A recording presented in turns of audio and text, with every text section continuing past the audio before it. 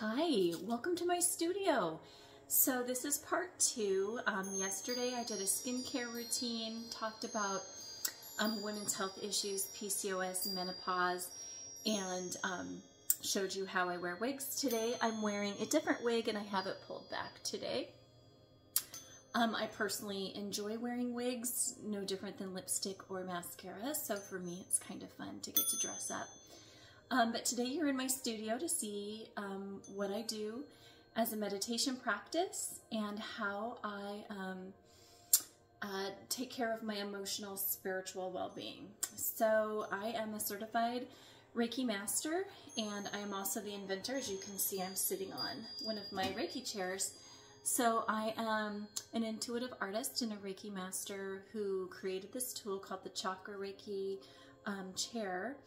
And in each chair, I infuse it and attune it with Reiki energy based on the client's needs.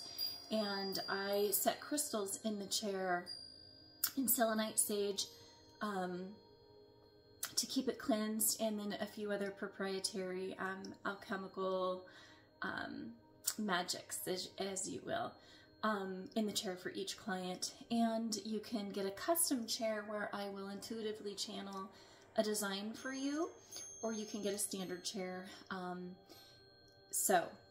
But I do sit in mine every day, and because I have created this tool in such a way that you really only need just a few minutes every morning, or it can just sit in a room. You don't have to sit in the chair.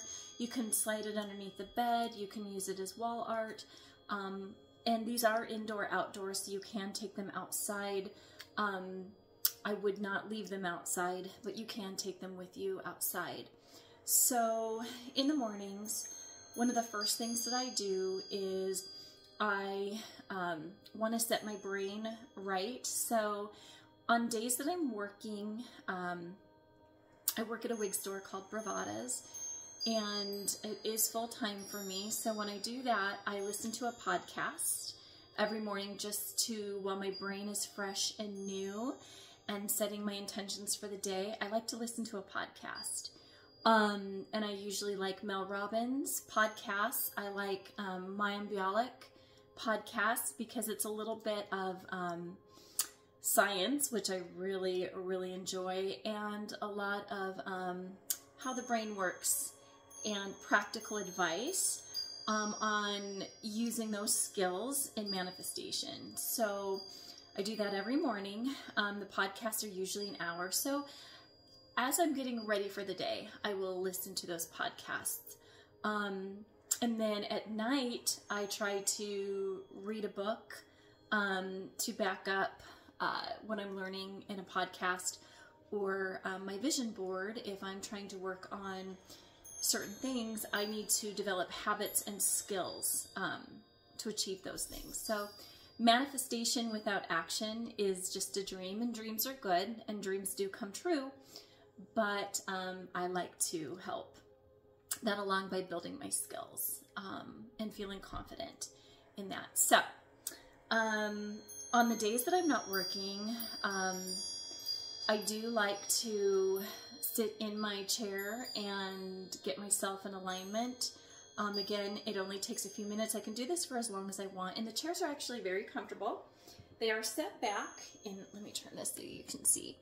The chairs are set in an angle where it kind of puts you, I would say, a 33-degree leaning back into your chakras, and you can lay back in a chair, or you can sit up, or however you feel comfortable.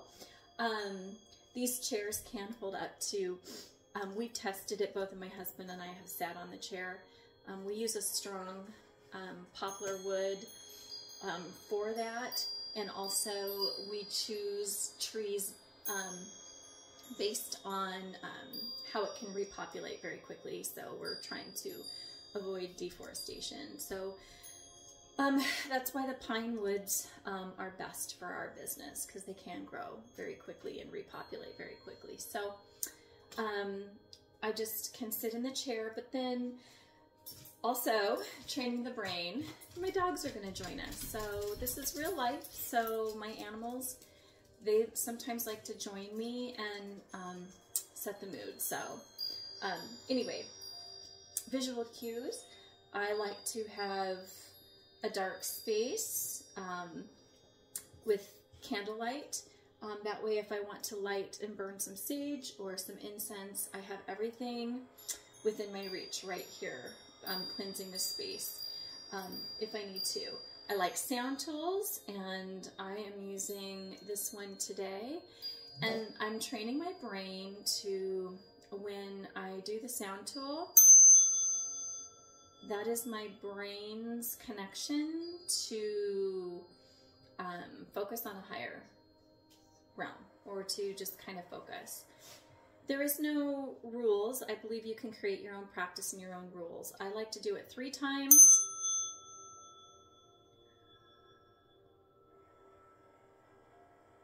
And again, that's just my visual cue. And that's Archer speaking with me. Hi, Archie. Hi. Hi, Bubba. He usually likes to be added into the practice and very active along with what I do. So then I just kind of lean back and I try to close off my mind, but obviously with Archer talking to me, his 3 time that's telling me he needs something. So if you'll hold on one moment, I will go see what he needs. One moment.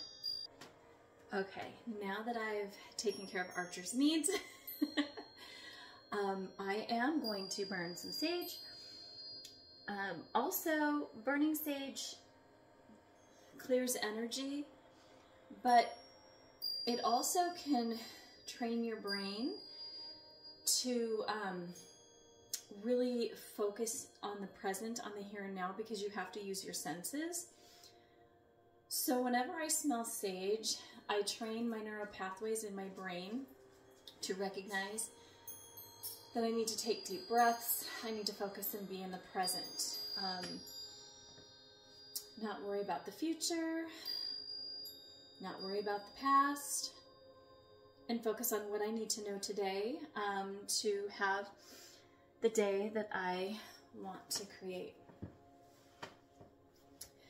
So here you can choose to do breath work. You can sit and be mindful.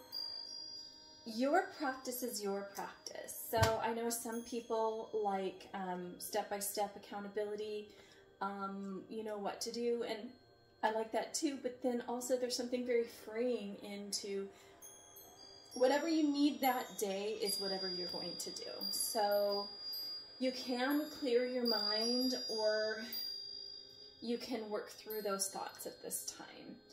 Try to focus where in the body are you feeling like you need the alignment or the healing, or maybe you are aligned and you're just adding an extra boost. So whatever that is for you. And usually I'm not a deep breath person, and I don't know why that is. But today I'm feeling like breathing in, so.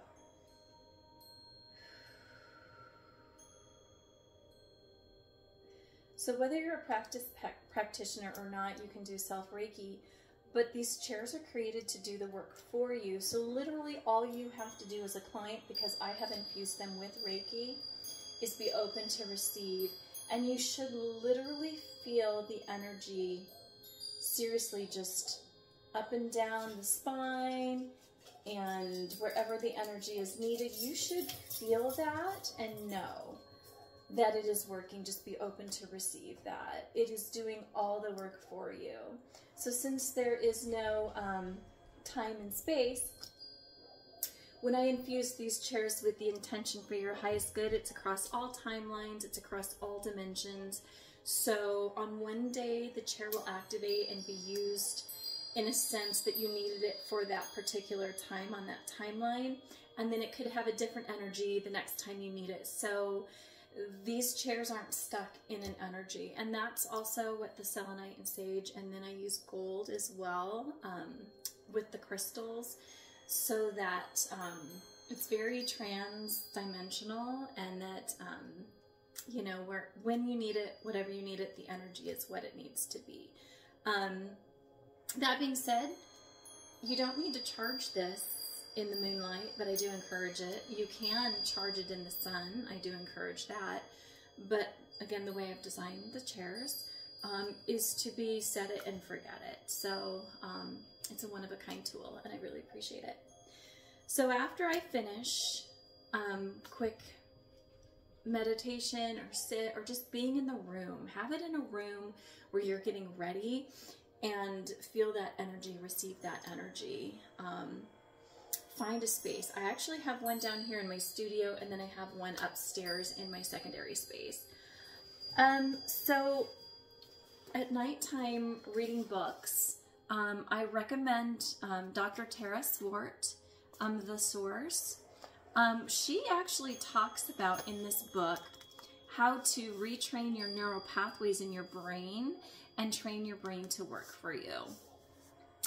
The science behind vision boards, she calls action boards, and how to manifest correctly. She is a scientist, a neuroscientist, and an MD. She was also a psychiatrist. So top of her field, highly recommend this book. Then the next book I recommend for us ladies who are concerned about our body and being forever strong, and our muscles in our body are the largest organ, and because of that we need to treat our muscles and feed our muscles in a way that's going to benefit us. So this is a book called Forever Strong. Again, Dr. Gabrielle Lyon. She is the foremost in her field, nutritional science, MD for the past 20 years, and she has done a lot of research on metabolism, hormones in a woman's body, and what kind of nutrients we need. So if you'll hold on one moment, I'm going to go let Archer back inside because I can see that he is telling me someone's outside. So one moment.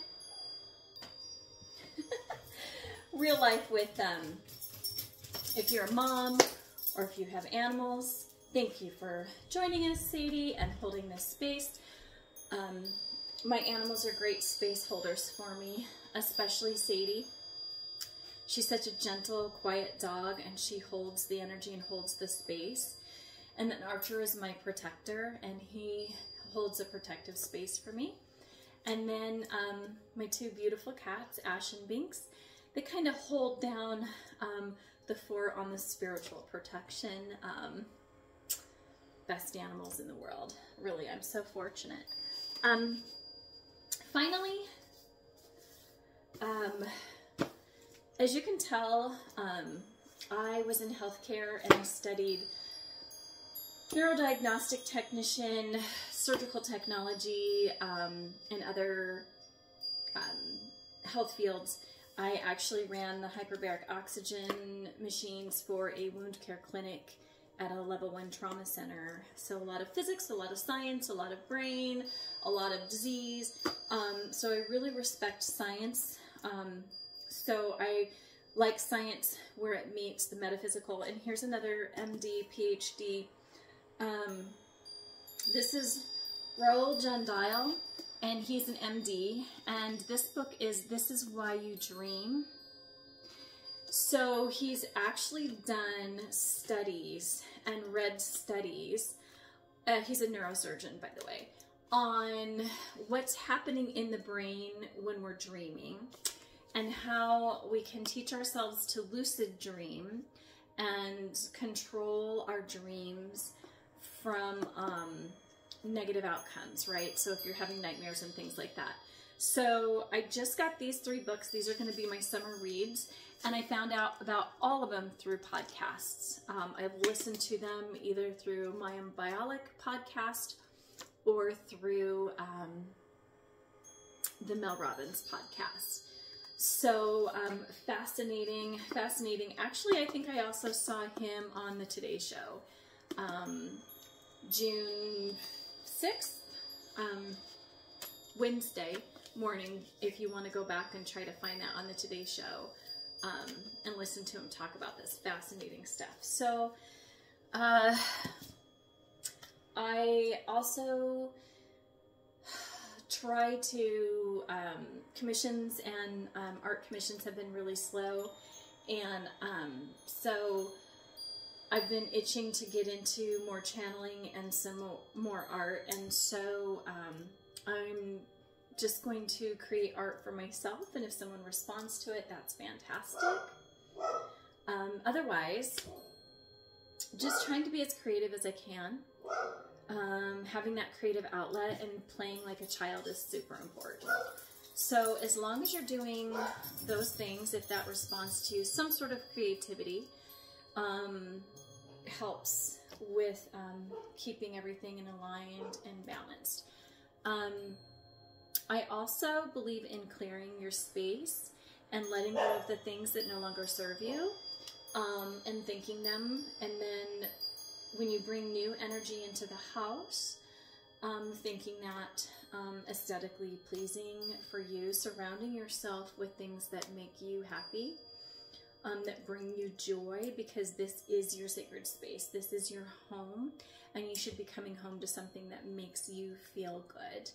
If you share that space with a partner, and let's say their aesthetics or their cleanliness doesn't align with yours, then work on finding that balance in honoring those people in your life, where they're at and what they find as a priority, with where you're at and what you find as a priority. So in my space, with my husband, he sets it and forgets it, and I can't do that. So, but to honor him, I'm his wife, not his mother or his boss, so don't tell him what to do.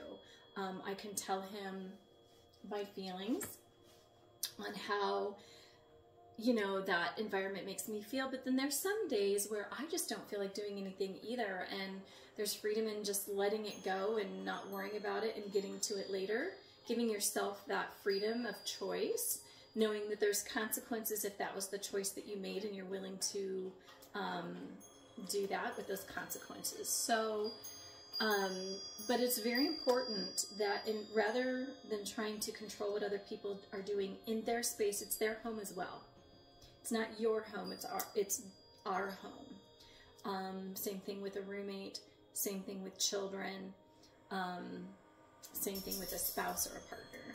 Just recognizing that you can only control what you do, and if having a clean house is important, then maybe you should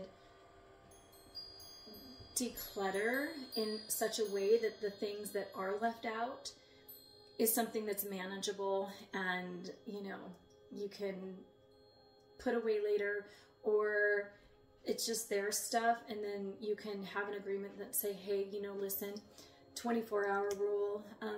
I don't mind you setting it and forgetting it, but 24 hours later, it would be important to me if it doesn't accumulate. And so if you could put that away in about that 24-hour time. So I did that with the kids too. I had laundry baskets with their names on it. So at the end of the night, they could toss their stuff in the laundry basket and then push it to their room. And then once it's in their room, that's their sacred space. They can have their room any way that they wanted, as long as it wasn't food and nasty stuff that you need a hazmat suit to go in. But giving them that autonomy and that grace, it's also very responsible. But it was the 24-hour rule. So if the laundry basket didn't go into their room in 24 hours, that meant to me that those items maybe necessarily weren't so important, so maybe it's something that we can donate, get rid of, or if they were important, we need to teach the lesson on how to take care of our things. So there's that. So then I meditate, I listen to a podcast in the morning. I like to clean up the house before I leave, so that when I come home from work on the days that I'm working, I have a clean home to come home to, because the last thing I want to do with all that energy from working with the public and is to clean my house. And my husband's really good about that too. He'll come home on his lunch break, let the animals out, and then he'll vacuum or straighten up And so that's really helpful. We have a really good working relationship that way.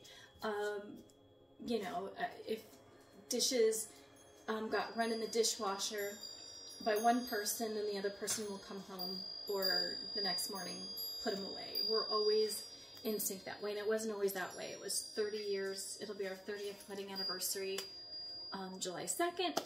It took a lot of growth and a lot of healing and a lot of respect to get to that point. So yes, so that's the practice. And when you glow from the inside, then it affects you in every other cell of your being. It's really important that you give yourself grace and to focus on what's important and what matters. So I hope this video helped. I hope that you find it encouraging. I hope that you know that we're all in this together, and my practice looks like this. Your practice can look any way that you want it to, but I'm really curious to know how you practice and what you do. And if you're one of the, I think it's up to, I keep a map and I try to keep an inventory, but I think there's over 100, I know it's 100, but there's more than that that have either gotten a chair or an altar. I'm curious if you could drop a comment below on how you use your chair. Some of you have gotten multiple. It would be very encouraging to see how you're using them, or if you've, you know, again, an altar, how you use that. Or if you don't have any of those things, what is your practice and what do you do? And if you find these Reiki videos, I call it Reiki, but there's so many other things involved in the energy, but if you find them helpful, I'm going to continue to do them. I will try to post a new video every Thursday, and thank you for being in the community. It means a lot to me. And as always, if you could like, comment, subscribe, share, that helps me spread the word, and I really appreciate it. All right, have a good day, guys. Love you.